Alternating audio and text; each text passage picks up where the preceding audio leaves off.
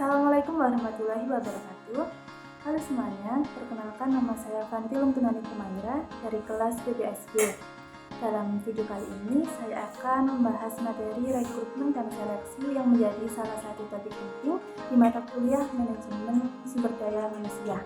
Yang pertama, apa itu rekrutmen dan seleksi? Jadi rekrutmen itu adalah proses mencari dan menarik calon karyawan agar mau melamar pekerjaan di sebuah perusahaan. Sedangkan seleksi itu adalah proses penyaringan untuk menentukan siapa pelamar yang paling sesuai dengan kebutuhan perusahaan. Jadi rekrutmen itu mencari, sedangkan seleksi itu memilih. Lalu mengapa sebuah rekrutmen dan seleksi itu penting?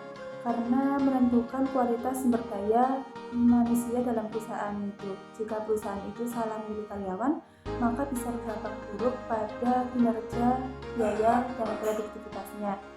Dengan proses yang baik, perusahaan bisa mendapatkan karyawan yang tepat, loyal, dan produktif.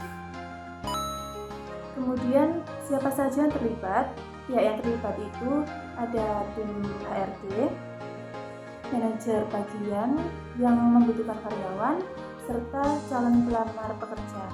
Kadang perusahaan itu juga bekerjasama dengan pihak ketiga seperti job portal atau lembaga rekrutmen. Kemudian, kapan dilakukannya? Rekrutmen dan seleksi itu dilakukan saat perusahaan memerlukan tenaga kerja baru, seperti pada karyawan yang resign atau pensiun. Kemudian perusahaan sedang ekspansi atau membuka cabang baru, adanya proyek baru yang membutuhkan tenaga kerja dan perlu menggantikan karyawan yang performanya tidak sesuai harapan. Kemudian di mana dilakukannya? Rekrutmen itu bisa dilakukan di berbagai tempat, seperti melalui job fair, kampus, lembaga pelatihan kerja, atau secara online melalui website perusahaan, media sosial, dan platform lowongan kerja. Proses seleksi itu biasanya dilakukan di kantor perusahaan, tetapi sekarang banyak juga yang dilakukan secara online seperti tes dan wawancara virtual. Lalu bagaimana prosesnya? Tahapan rekrutmen itu biasanya dilakukan sebagai berikut. Yang pertama itu ada analisis kebutuhan tenaga kerja dan membuat deskripsi pekerjaan. Kemudian yang kedua mengumumkan lowongan. Yang ketiga itu menerima dan menyaring lamaran.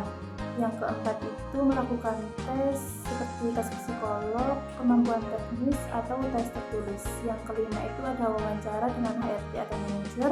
Dan yang keenam itu memilih kandidat terbaik.